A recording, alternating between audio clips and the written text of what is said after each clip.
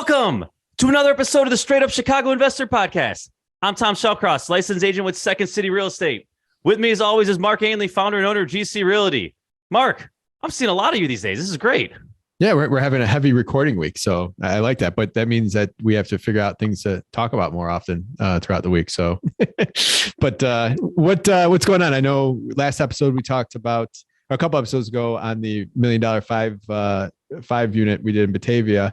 We talked about escrow holdback, but I think you had a scenario that you recently had a situation where you almost got in trouble with that. Give us those details. Yeah. Before I go there, though, just funny note, like we sit here and say, like, we tried to think of things to talk to. Yeah. We went to dinner the other night for about 4 hours.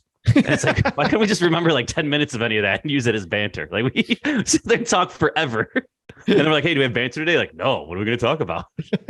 All right. So the escrow holdback. So if you remember, we talked about this is when, both sides want to close before the job is done. So think, for example, like, hey, we want to move in because our lease is up or whatever. We know the project's 99% done. And us as the developer, or the seller in this situation, we want to close and get, close out our Renovo loan or whatever debt we have and be done and just be, get that off our backs and have our proceeds, except we hold back some of those proceeds. And that is our obligation to come back. Hey, we're going to hold back 20 grand to ensure you guys come back and actually finish off the last, 5%, 1%, whatever's left to do. So one of the things we had on this, this was one that we did in Logan Square. We had we still had an electrical inspection to do. And, we did everything that was asked of us. We had the inspection this morning. We didn't know this, but the person who bought the home, they wanted additional outlets. So they hired a, handyman type person who came in and they added wires directly to one of the breakers to gain additional electric, just straight from one of the breakers. So we didn't know this. We show up and, the inspector's like, this is obviously, you can't do this, is obviously wrong. And so we're sitting there going like, what the hell happened here? Like, this wasn't here the first time, blah, blah, blah. And then we talked to the seller, or to the buyer, I should say. We said, oh, sorry, didn't realize it. But I guess it's another lesson learned of when we do these escrow holdbacks, like now we have to have our legal language in there to say, hey, you are not going to touch XYZ system. Inspections are, we'll get paid regardless if you do any of these things just to protect us. Do you guys have a process in construction for kind of before pictures, after pictures, just to kind of, just for reference or just keep things straight? Real good on pictures. Yeah. Chris is real good about that. Now we actually use Slack. So we put them in there, right? So we have we use that almost as our just picture repository for each job. Like each channel's a different job. And in this example, this was no harm, no foul because we've done everything they asked of us. Like this was the last thing before we got our funds. And we've gotten like a friendly relationship where we've been joking with this guy. So he said, oh, this is my fault. I had a handyman out here. You guys have done everything else. We know you're on the hook with the city regardless to get this closed out. So I'll release the funds. So everything, we didn't get hurt here. But if this had been contentious leading up to this point, he could kind of hold a gun to our head here. And, again, we're talking about waiting another 3 or 4 weeks, not the end of the world, but it's another 3 or 4 weeks, right? Like it sucks. Well, you built a rapport with the buyer and you built a rapport with the inspector where he didn't freak out and start digging into other things as well, too. So I think there's 2 other strong points that you have going for you that other people should know. Yeah. But again, like kind of lucky, right? Lesson learned, our legal language has to be tighter on these things now. It's another thing that you don't think of until it happens. Yeah, agree. So, all right. So that was my little adventure today. What do you got for a housing provider tip of the week? Housing provider tip of the week. Last week, we talked about notices and the time frame it starts, but process server, that's been something that I think we use a lot more often these days. And I think property managers should, because it used to be where you could post a 5-day notice and maybe it was never really that, but the courts have gotten stricter on that. 20 years ago, when I first got into this, you could post a notice and go and evict somebody. Now they're very keen on getting it physically handed to somebody 13 and over that lives in the residence. So, to pay a process server $85 or $95 to hunt them down, whether it be at their work or at their house, there's a lot of time spent, and your time. My tip is along the lines of your time is worth money. So spend that $9,500 to give the process server the document, which then now they are accountable and they have to attest that they served it and sign the affidavit and all that stuff. And then you have, if it takes you 3 or 4 hours to get something like that done, maybe you got to travel a half hour to the property each way. That's an hour Plus, maybe if you don't get it, your time's worth money. So utilize process servers. And I also think anyone out there trying to explore a career in real estate, there's a shortage of process servers right now as well too. So if you're looking to get it's a special license you have to get. So if someone's trying to figure out what they want to do around real estate, that might not be a bad venture, because you get a couple bigger property managers, bigger landlords that, for us, we use process server for 60-day notices, 120-day notices, just to make sure that they're officially getting these things. So it might be a career in that as well too. Rough career, man. You got to have some guts to do that. Oh, see, I think it'd be fun. Well, I remember we had this conversation. We were with John Warren, and we're like, "Oh, what'd you do last week?" And he's like, "I sat in a bush for 3 hours and served my guy." I was like, "Dude, hire someone. What were you doing? You have 3 kids." There's 2 things: his time and control issues, and risk factors. There are 3 issues for him right there. Yeah. So, all right, good tip. Let's dive in. Today's episode is going to be a nice one, guys. We're going to be breaking down underwriting, which is probably at a macro level, one of the most requested items for us to speak of. And today we're actually going to have someone with a plethora of experience go through a deal with us and talk about how brokers put together an OM and actually come up with their number, which a lot of times might seem like magic, but there's a whole lot of details and inputs that go into that.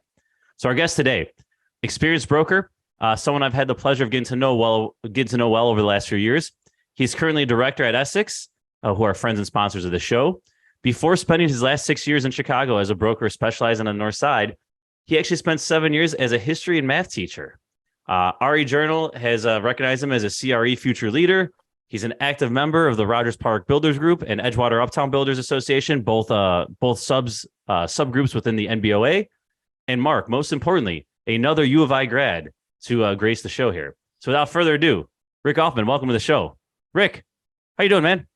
I'm doing great, Tom. Thanks to you and Mark for having me on here. Longtime listener, and just excited to share a few things that I've learned in the last 6 years about real estate. All right. How far do you guys go back? Do you guys go back to U of I? Like, is there? No, we go back. I don't know. Probably about three years. Oh, okay. 3 years. I think we first started looking at properties together. Yeah. So Rick knew me. Or Rick was too cool to know me at U of I, probably. Well, I just think that I'm a lot younger than you, Tom. Yeah, probably also accurate. Could be. All right. So what we're going to do is we're going to talk about underwriting and talk about the different components that go into it. I think it's very important to say we're doing this from the broker's perspective here, because if you ask 10 different operators, if you gave them an OM with no pricing on it and just said, hey, here's the inputs, come up with the value of this building, you're going to get 10 different answers. They're probably going to be all within, a pretty close range, but there is a little bit of art to this. Everyone has a little bit of different flavor, and it could be very specific to the situation. So if you're new to this, don't take this as the gospel. This is set to be a structure to help guide you. And if you've been around for a while, you're probably going to pick up just a couple tidbits here or there to help you with your underwriting moving forward. So just full disclosure on the front end here. But Rick, take it away here. Just talk. What is underwriting? Like, what goes into it here?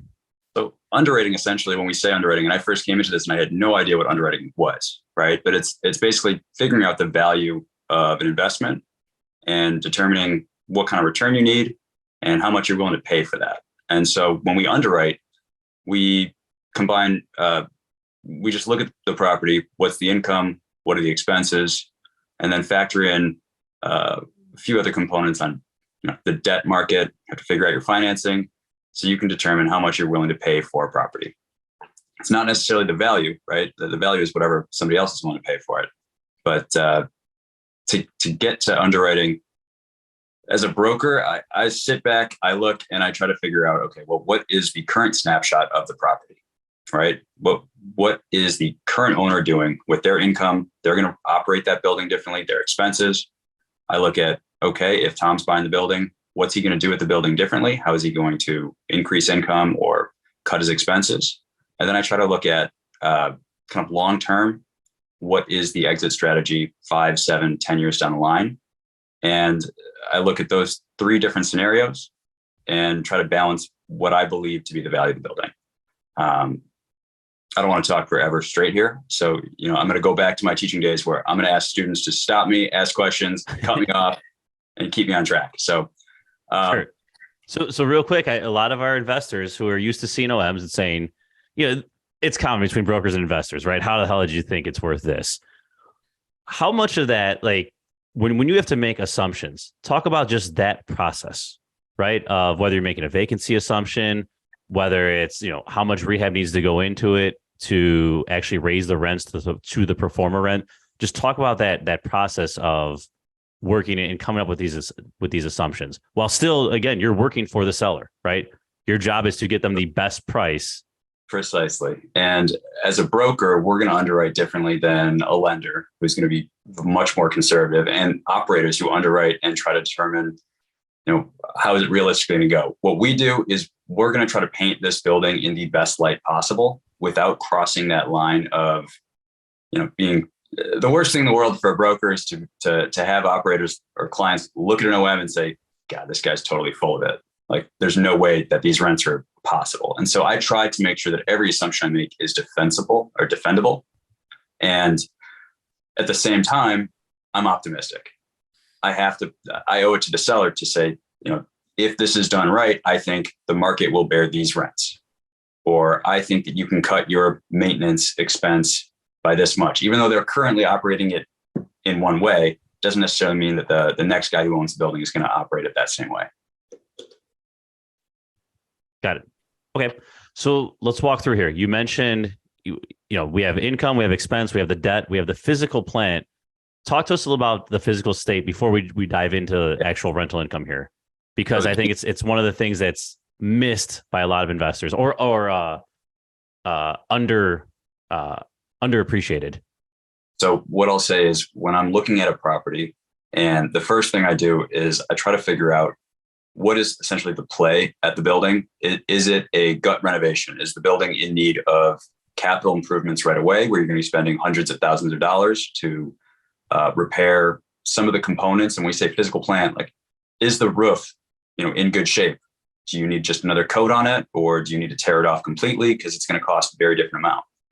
What's the state of the boiler? What are do you need to replace the windows? Do you need to replace lintels, porches, etc.? And so you have to factor in any of this, right? Is it a stabilized asset where all of this has been done? Has it been gut renovated in the last couple of years? Is it new construction? And so when we talk about the physical plant, that's what we're looking at. And it helps us determine kind of which lens is going to be most useful when underwriting. So if I know that it is a gut renovation, as in this whole building needs, $100,000 per unit to make it what I expect it to be, then I'm probably going to be looking at a long-term goal. I'm going to be looking at an IRR analysis, which I'm not going to get into today. But if on the flip side, it's a 6 flat that has been renovated in the last 10 years, it's in good shape, the rents are close to top of the market or right where they should be, and it doesn't have major capital expenses coming up, what I'm going to do is I'm going to look at the current picture, and then I'm going to look at the year one picture, and I'm going to find a blend for that and determine kind of where the value is. Got it. All right. So let's talk about income. So income, and Tom, bear with me. My computer just died. So this is good. I get to, instead of going through an outline, I can just talk. Income basically for an investment that we're looking at in multifamily real estate, your income is derived pretty much from your rental income, right? That's the revenue you're getting. You guys probably know that, in your buildings, you get your rent every month. What else? What other income do you get? Mark, what are other, besides the rental income, what else we got here? You get, maybe lease renewal fees or coin machines. Laundry, right? Yeah, laundry. Pet fees, parking. Yeah, parking. Pet fees are good.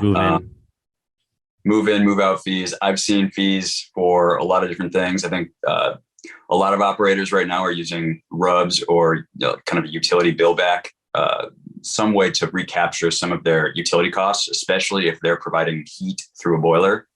People are starting to charge for water and sewer. I've even had a few clients tell me that they have a specific fee for tax increases that Cook County is laying on them, but that's a discussion for time. And so basically your income is simple, that you look at the income that you're currently getting, and maybe as a broker, I'll look at the building and try to figure out because my pro forma or my year one is to see, okay, what is the market doing for this building? Are they maximizing their income realistically? Sure, there might be one unit in the building that's, let's say it's a 6 flat with all 2-bedroom, 1-bath units, and 5 of the units are rented for $1,500, but one unit is rented for $1,850, right? I want to look at that one unit and understand.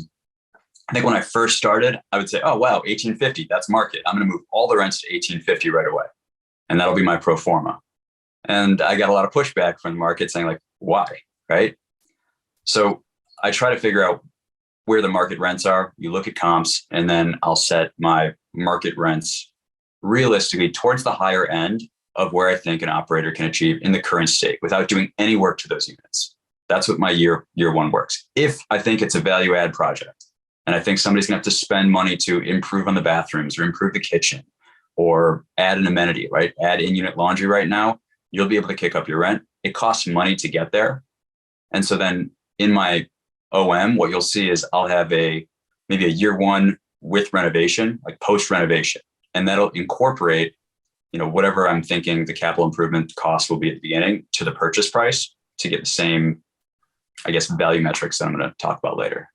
Yeah. So 2 comments there. So one, I do think Essex does a nice job of at least outlining. A lot of times you just see the pro forma, but you don't see hey, it's going to take you $200,000 to get there. Mm-hmm. Right. So whether the construction number is wrong, there's at least an effort to come there and say, we estimate it's going to be this to get you to this, right? Just to help kind of guide the investor there. One other note for investors out there, I think one thing that people struggle with is in that example, like, hey, we can raise rents to $1,800 without doing any work. Keep in mind, you are doing work, right? You were having very tough conversations. You are going to get some pushback. Like you're not just pushing a button and making that happen. So to just think like, oh, there's no effort here because there's no rehab. There's still a lot of effort, and you can't just pay top dollar for that. You're the one putting in that effort. Maybe not as tough as an effort as rehab, but you are putting in effort to make that happen. Right. Mark, you're going to comment there. Well, I was to say we were trying to figure out a metric around what the breaking point is for people to move versus actually pay a huge increase as well too. So that's something to always look at. So that $1,800 market rent, if they're paying $1,400, yeah, you might get $1,550 or whatever. You're not. There's just a good chance say, you're either you're going to fall short of that, or if you try pushing it, they're going to move and then you're going to have a few $1,000s turnover and then a cost associated. You might get up to that, but it's still going to cost you, whether it be lost rent or improvements, $4 or $5 to get to that point. It still can be great deals. Factor this all in though, right? Yes. Like that's the point.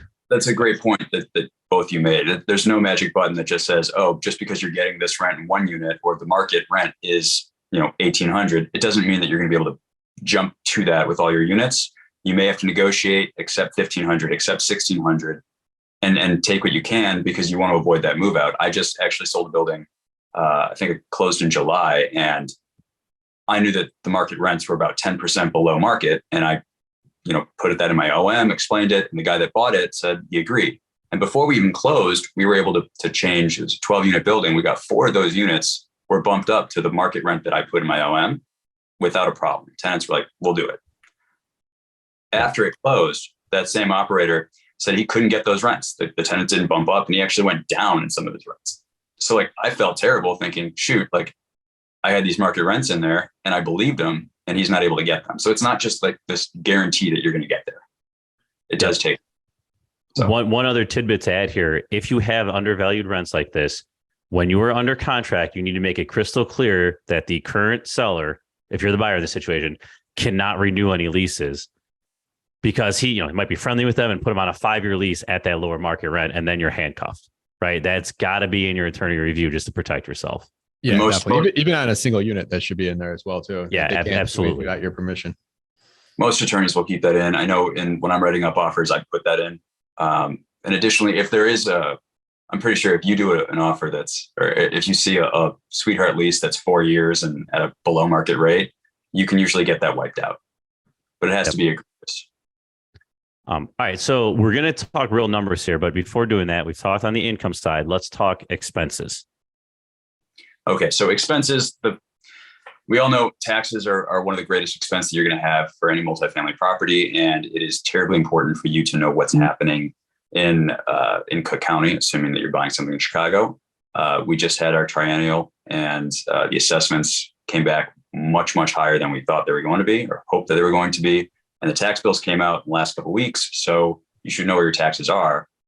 As a buyer, you need to figure out where you believe taxes are going to be. I encourage you to talk to a tax professional. As a broker, I'm constantly talking to different tax professionals to try to figure out where I can make my best guess on where taxes are going to be the following year, especially if it's one of the years where they're going to change up the assessments drastically, which was this past year. We were always using 15 to 17%, but I mean, you'll see taxes for buildings anywhere between 10 and I've seen some taxes that are even 20%. And when I say percent, I'm saying a percent of your gross income on the building. So if your gross rents for the entire year are $100,000, it's safe to assume taxes, 15 to 18K, somewhere in that range is a good baseline. Right. And it does, especially if it's more than a 5-unit building. Yep. And then obviously, guys, if you're increasing your rents, you can't not increase that side of the equation as well.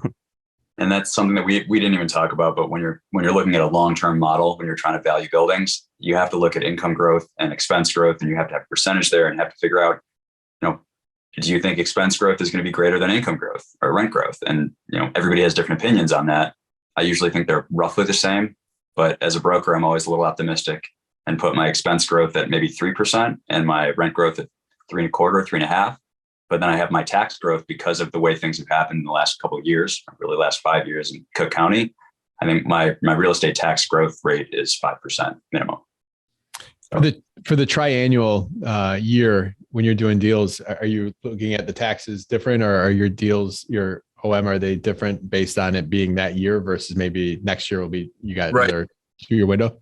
So next year, I think it'll be a lot easier to just slap in a 5% tax growth rate on it and just say, hey, look, your taxes were $20,000 this year. Next year, they're going to be $21,000. Last year, it was really anyone's game. You can look at a bunch of different OMs from brokers within the same brokerage or brokers from across brokerages, and you're going to see a lot of different answers. What I tried to do was look at the assessment for 2021 because those came out already.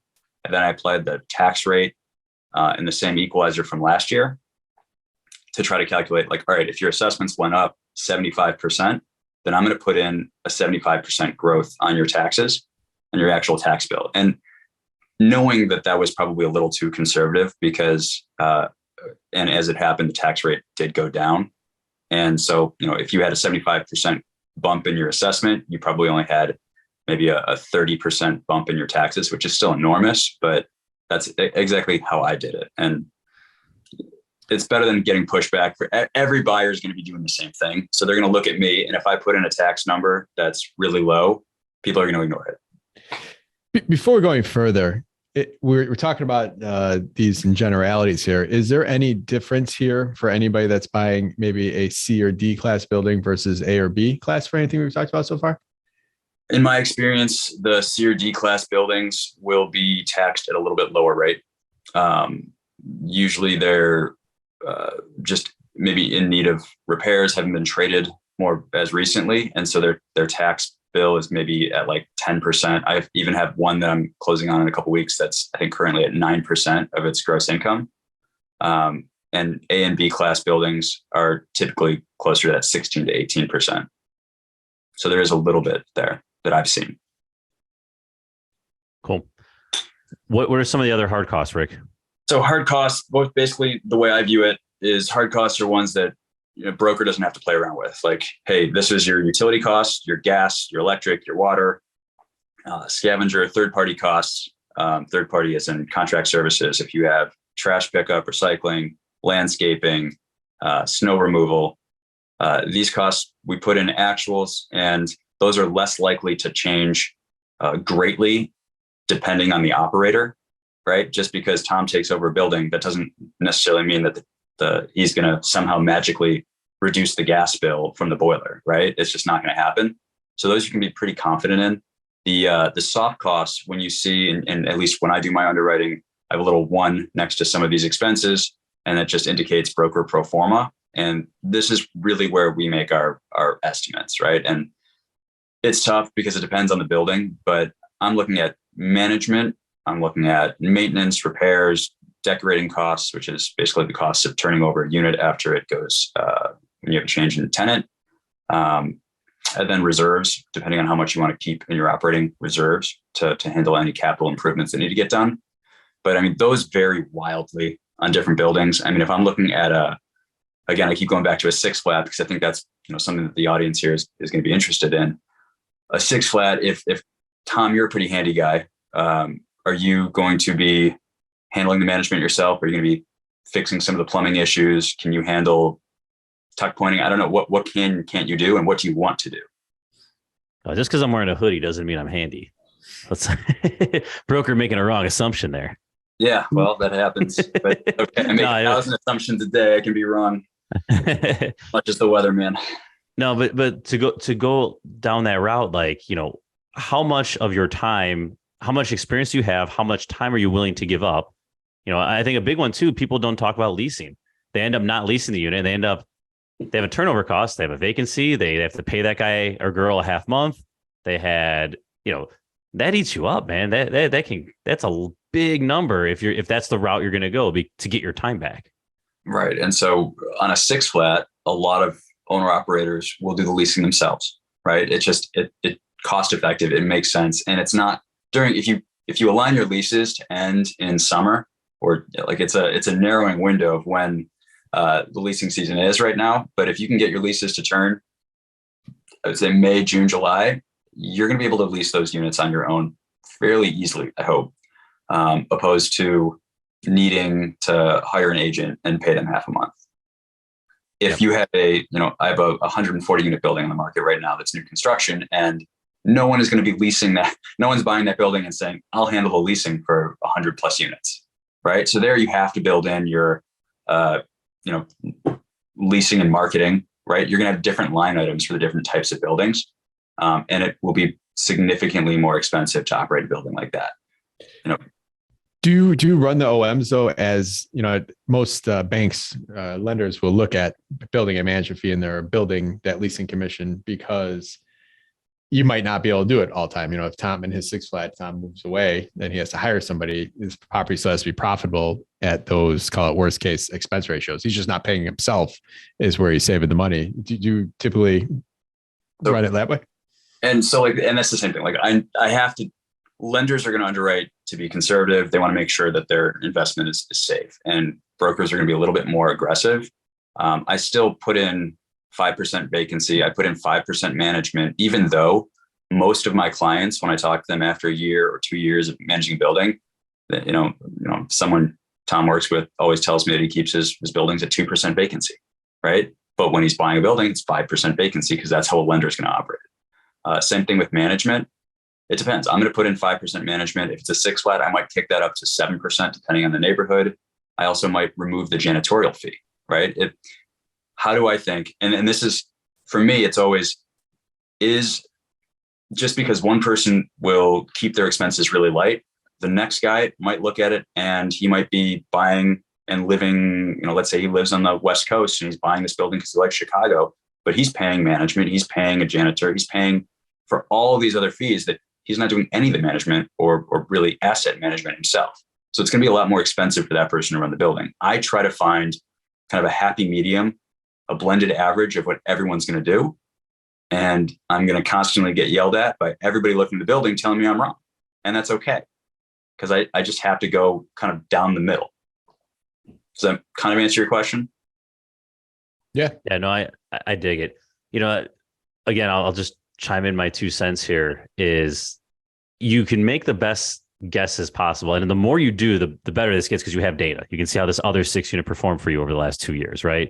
But when you're buying that first one, everyone wants to be like, well, is maintenance 5% or 7%? And like, the world doesn't work that way, right? Like if you go to a Cubs game and they average 4 runs a game, they might score 4 that day. They might score 0. They might score 12. They might score 9. It's, when you have just one building, it's within a standard deviation. There's a lot that could happen there, right? So you make your best guess estimate, but like, it's not a golden rule that things fit nicely into some little percent of your gross income. Like the world just does not work that way. And Tom, if I could add to that, I think that's a great example also for how you want to handle another one of your expenses, which is your reserves. Reserves are there to pay for problems that arise or to do capital improvements that you're expecting. But you buy a building and you see the boiler is 20 years old. That thing may shut down the next day. It may last another 10 years. But you can factor in, like, I'm going to have to replace a boiler. I'm going to have to replace a roof. I'm going to have to do tuck pointing every couple of years, 3 years, 5 years, whatever you choose to do. And so how do you put that into your reserve budget, right? You may score 4 runs one day and 20 the next, unless you're the Cubs. Yeah, when you have more units, like it becomes, those numbers do start to become true because you have enough, you have enough sample size. Whereas that one building, everyone's looking at their 1-3 unit being like, is my maintenance this? And it's like, well, it's an impossible question. Yeah, right? it is. I understand where you're coming from, and I understand you want to get this right, but it's not. The world does not work that way. Well, I think it flows into your management style too. If you're gonna be an aggressive property manager and run thin, or if you're going to be, you got to live in one of the units and you want to keep everyone happy, like your expenses and your maintenance are going to charge back tenants. That one building, you could have a guy that's got 5% and a guy that's got 14%, like maintenance, like literally because of the way they actually operated or the way that's their style. Maybe that now, don't get me wrong. The guy that spends 14%, maybe he makes it up in his lack of turnover. His average lease is 52 months versus 36 months. So those are all things that come into play too when you got to make the decision. So I would add to that, Mark, in that when you have a lot of capital improvements that you're going to make in the next 10 years, let's say you're buying a 6-flat and you know that it needs a new roof, or you know that you need to put in new cabinets and new appliances and all that. A lot of clients of mine will say, you know what, I'm going to put all of those capital costs, I'm going to do that right away because I'm going to be spending that money now, or I'm going to be spending that money in the next 10 years. And if I do it now, then I'm going to be reducing my turnover because people will actually like to stay there longer. And it's just a strategy, right? And everybody has different strategies. So it's really challenging to make these assumptions and know that you're right. Can we go back to utilities real fast? Especially in these boiler buildings, if you get a $50 common area electric bill or $50 gas bill, like that's not a big deal. That's not where you could be 100% off and really not screw up your pro forma. But where you're paying you're paying for the entire building, you're paying either baseboard heating or you're paying with a boiler. Where, as a broker, are you getting that information? Are you getting the actual hard statements from owners? And I guess the second part of that question is, where can buyers get like real information when it comes to trying to explore their own numbers and verify? So, yeah, if I see that there's a huge gas bill in a building, I know that it's a boiler building. I know that they're paying for heat, right? I know that it's not HVAC. And then I have to go to the building, right? Anytime I'm underwriting a property, I won't underwrite a property unless I can tour it and see the actual mechanicals. But I don't know how someone can independently verify a gas bill other than you go through your due diligence and you look at the gas bills for the last couple of years and see how it's operating. I mean, my pro forma typically when I'm saying, okay, the gas bill for this 4+1, which is $25,000 to heat 40 units. And next year I'm going to assume a 3% bump just because that's what I'm going to assume. I can't say that a new owner is going to change that. Does that make sense? Unless I know that they're going to remove the boiler and put in individual HVAC, then that's a capital expense that I have to underwrite for. And then I have a post renovation and it's a completely different column. I know. Do you ever refer people? We could put the links into. I try pulling up real fast, but People's Gas and Nicor, so Nicor in the suburbs, they have some sort of 12-month past history that people can pull up to be able to estimate. So maybe we can pop that link in there as well too. I didn't know that they were willing to share that for specific buildings. That's awesome. Yeah, the Realtor Association in the MLS listings, they used to have it where you could, as a seller, put your account number in there and do that. That went away. I don't know for what reason, if it's political, but it's just, we'll add that in there, that calculator. Yeah, that seems useful. All right, so let's talk. We have our income and expenses. We can talk about these all day, but to move this forward, we have income, we have expenses. What do we do next? Like for someone who hasn't gone through the actual algebra and the calculations here, walk us through an example here. We have income of 100K, expenses are 40,000. This is before any debt. Well, right. Walk us through here. So what you want to factor in, and this, we can start talking about how we value and get to a number here. You have basically your income, subtract your expenses, and you get your net operating income, your NOI. That's going to be something that you're going to hear a lot of. Most of you are aware of that. And your NOI, before you even get to NOI, if you just look at your gross income, a lot of people will use what's called a GRM to value a property. And I don't know why this is so common in Chicago. And when I started, everybody just used the gross rent multiple. I'm going to figure out, okay, I'm grossing $100,000 on this 6 flat. Okay, I'm going to look at comps. And obviously, I know the comps in North Side, let's say 10 times gross is roughly what a building is trading for. 10 times $100,000, you have $1 million building. That's the value. That's what I'm going to pay for it. That's how some guys do it. And other people will want to take it a step further and say, well, I can be a little bit more specific in valuing a property, and I want to use cap rate. So cap rate takes your net operating income, right? So you take that $100,000 minus your $40,000 of expenses, you've got $60,000 in net operating income, divide that by your total purchase price, and that will give you your cap rate. And so on this example, if it's $60,000 and I want to pay $1 million for the building, that's a 6 cap, 6%. That's great. And for a lot of properties for many years on the North Side, a 6 cap and a 10 times gross made sense, and people would buy buildings at that price. Yep. But now why that, tell us why that may no longer make sense. So, and this is something that I think we were talking about a couple months ago. For anybody who's been living under a rock, you may not know that the interest rates have climbed quite a bit in the last 6 to 9 months, where deals that we were doing in the first half of 2022, you could get an interest rate of 4%. And this is where I wish I had my computer still alive, but at 4% interest, a 6 cap looks very different than a 6 cap at 6% interest, which is where we're at now at the end of November.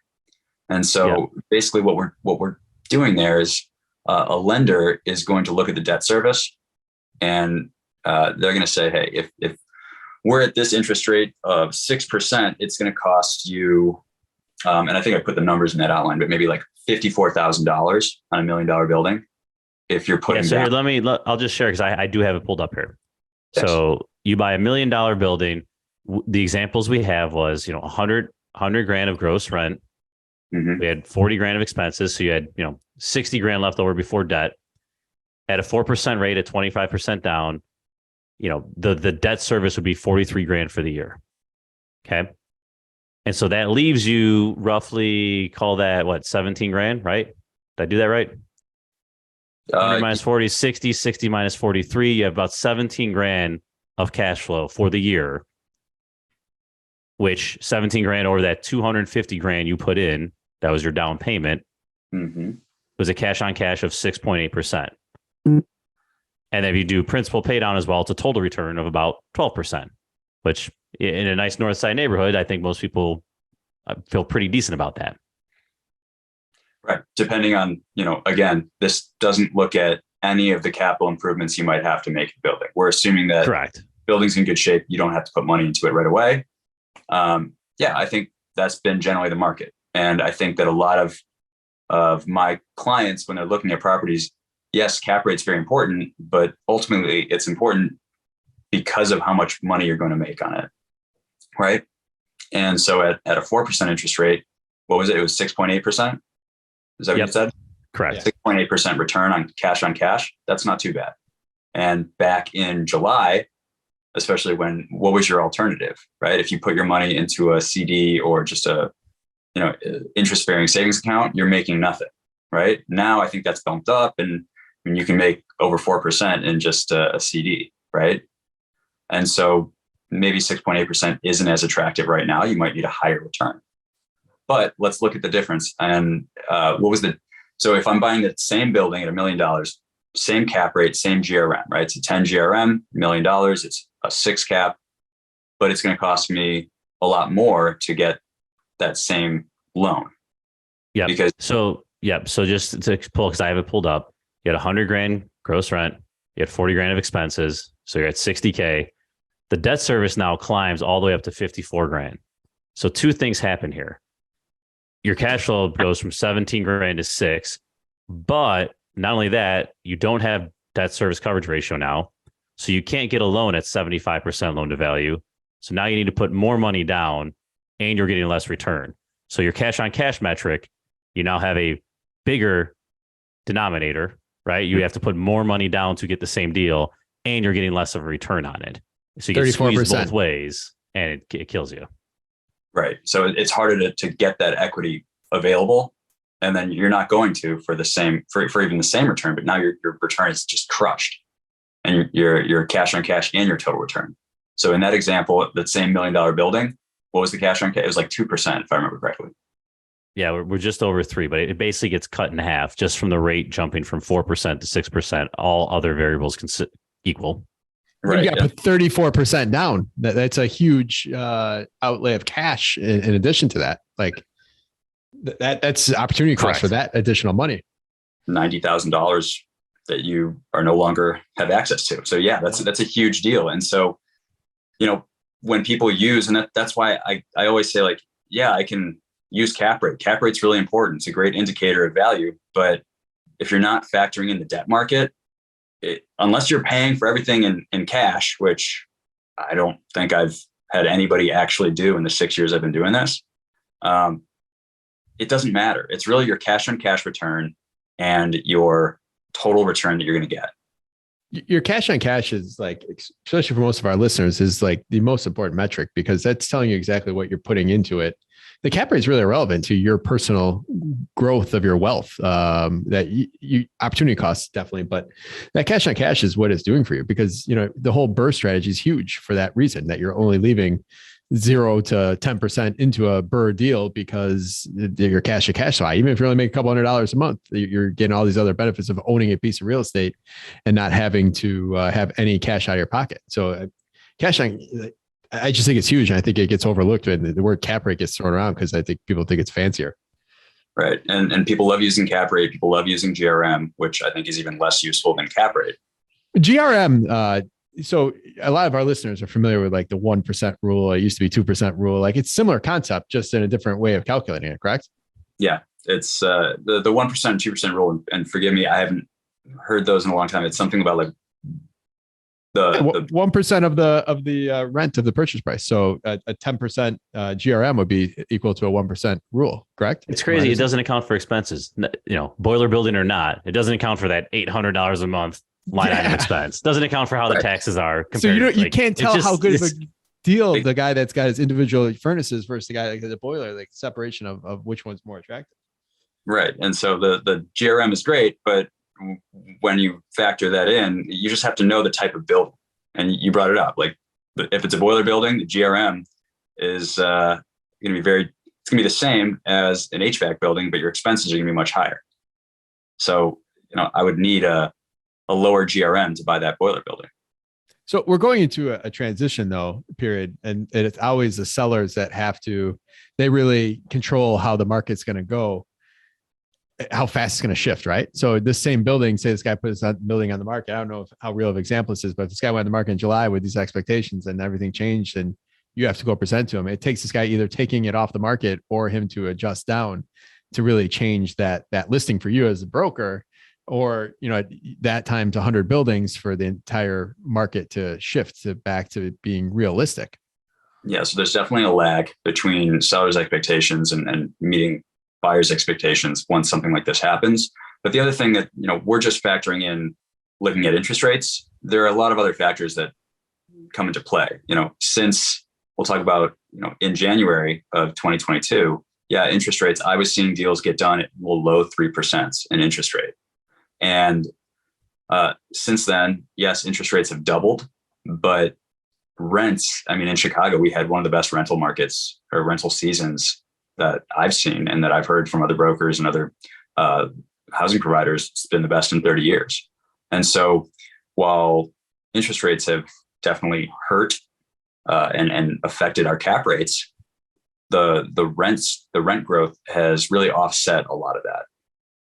So that's why, and I don't know if you guys are seeing it, but I have not seen prices come down significantly. And it could just be that we're in that lag period right now.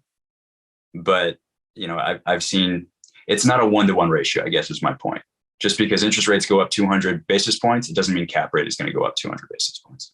Well, the question is going to be around how much the more rent growth will get. And my personal opinion is I don't think we'll get that much. You already see other hot, like, listen, Chicago had a great season. And other cities like Miami, they went up 40% in some of their rentals, and they're starting to come down now. But I think similar to we're in the Midwest, but I think we've had slow rent growth in previous years. And then now we got it all at once. And I don't think it's going to continue up in any crazy trend in that sense. So I think that's going to be something that when that reality hits this spring, it's going to, I think that people are going to have to start being realistic in that sense.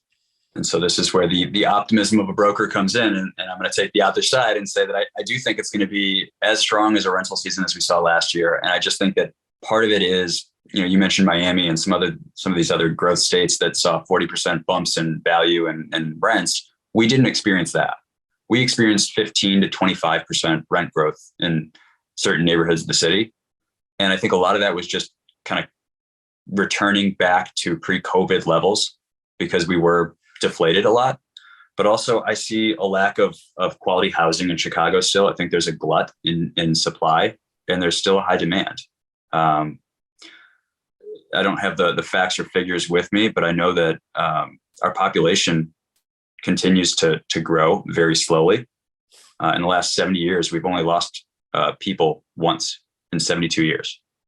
And it was like 20,000 total population. So like, I see more people coming into the city and I see not a lot of construction relative to other cities.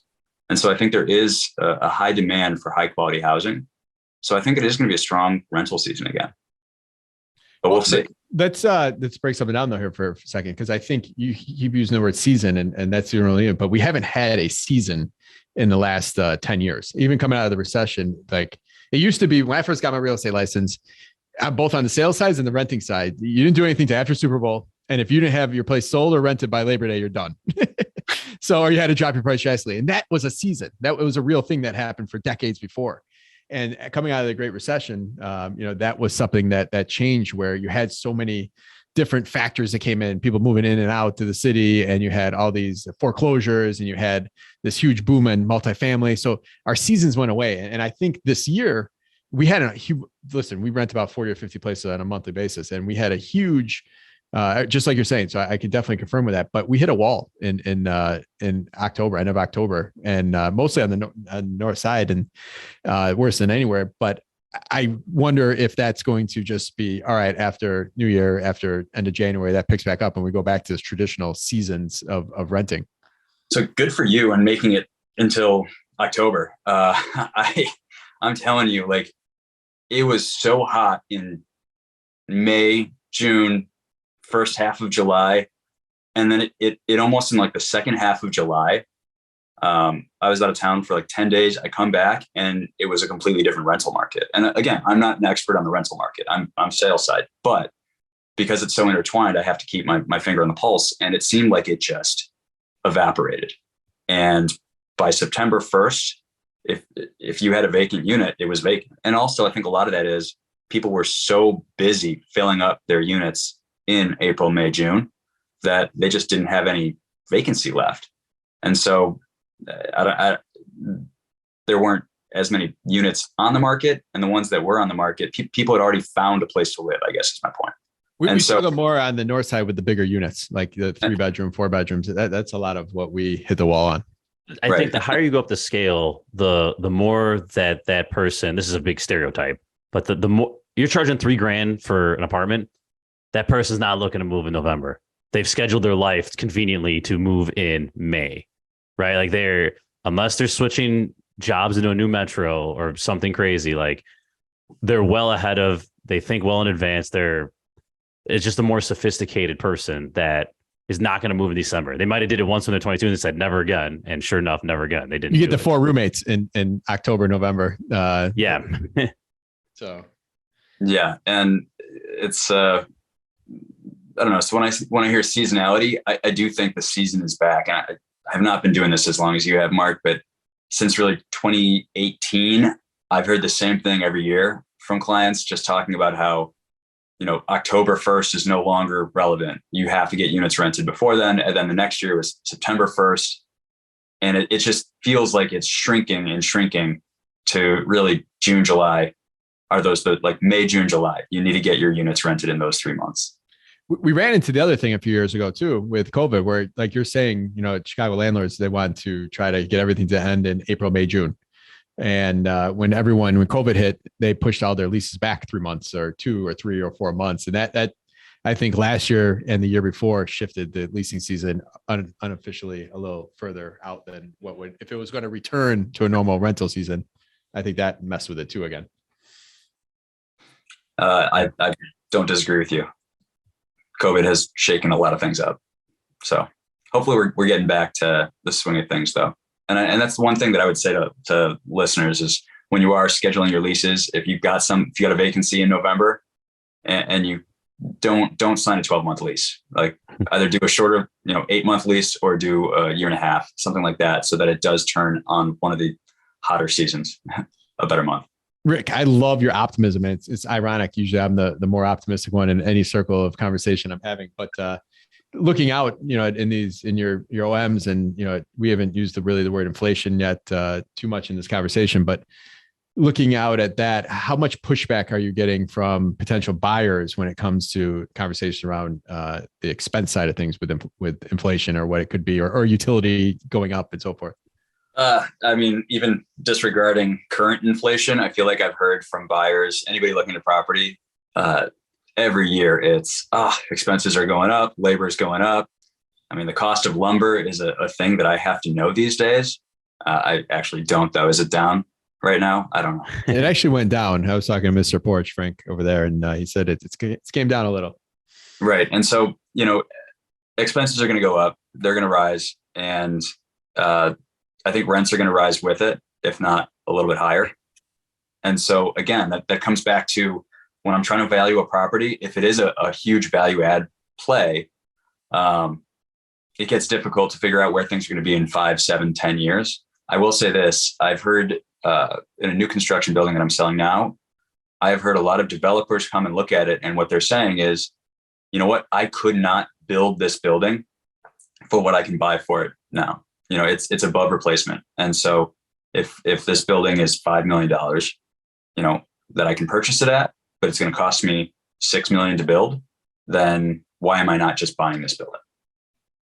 So that is one of the strongest motivators I have in Chicago real estate. You take any brick bungalow in Jeff Park, Berwyn, anywhere, you could not build that building for the 250 or 300,000 you're going to buy it for. So the reproduction cost of some of this historical this architecture is huge. The quality of those buildings, right? Of those buildings. You've got bricks you've got three brick depth on some of these exterior walls, and they're not made in the same way. So I hear that too. Yeah, they're absolutely awesome. I'm wearing my Jeff Park sweatshirt and everything, guys. Thanks for representing. Yeah. Yeah. Almost went a whole episode without talking about a Jeff Park bungalow. Almost did it. Mark, anything else to add here? Are we good to wrap? We're good to wrap, man. Let's do it. It's been awesome. Oh, thanks so much, guys, for having me. All right. Oh, no, you got questions here. You're not. Yeah, you can't get out that fast. Come on, Rick. Come on. All right. So what is your competitive advantage? How have you been able to do this with such success while so many others wish they could? You lead a whole team. Tell us what's your secret sauce?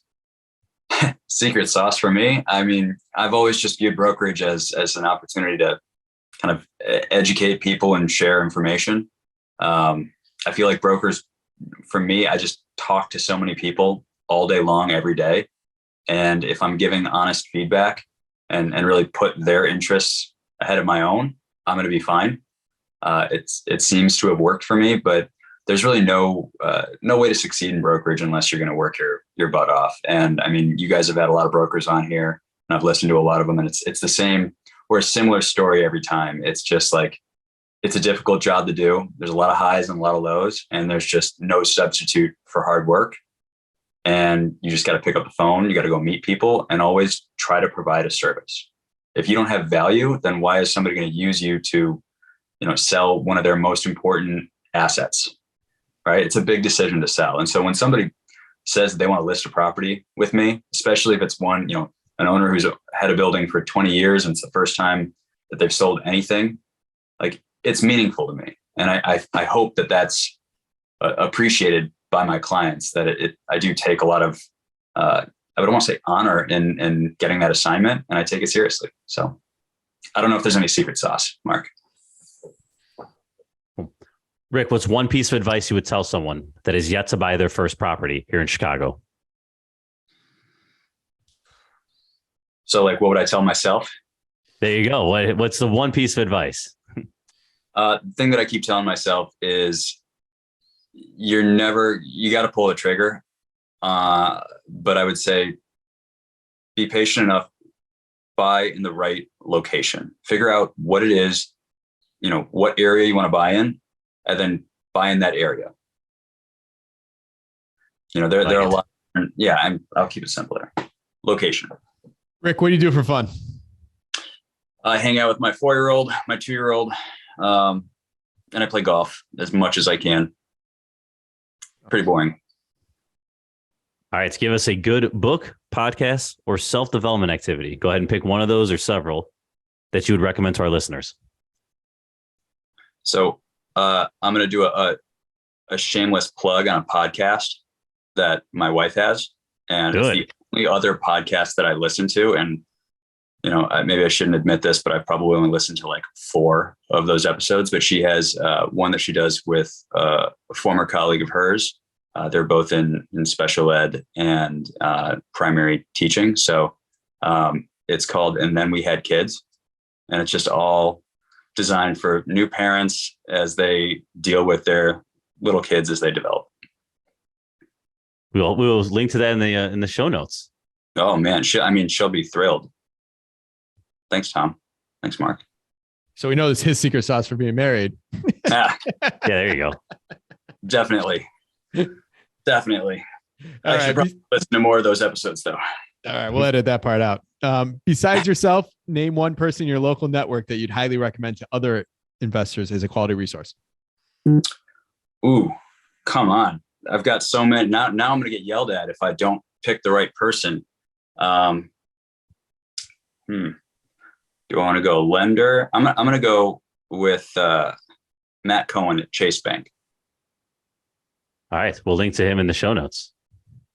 So, Rick, thank you so much. You provide a ton of value to our listeners. How can they learn more about you? Is there any way they can provide value to you?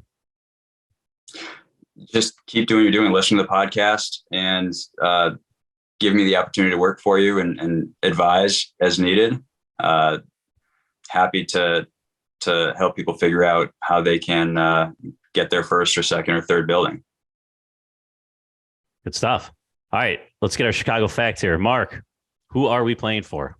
All right, today this Chicago fact is brought to you by Renovo Financial, and Ravi Moshi out of Rogers Park bought a T-shirt.